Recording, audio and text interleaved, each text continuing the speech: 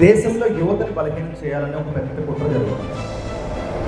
పంజాబ్ మీద పాకిస్తాన్ ఎక్స్పెరిమెంట్ చేసి పంజాబ్లో యువతను బలహీనం చేసి 2 తరాలు నాశనమే.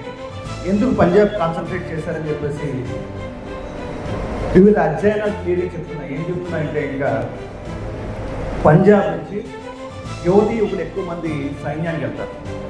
మన ఇండియన్ డిఫెన్స్ ఫోర్స్లో ఎక్కువ మంది పంజాబ్ నుంచి వెళ్తారు. దీనికి చాలా అధ్యయనాలు ఉన్నాయి. ఎన్ఐఏ, నేషనల్ ఇన్వెస్టిగేటింగ్ ఏజెన్సీ, వాళ్ళు ఛార్జ్ షీట్లు వేశారు.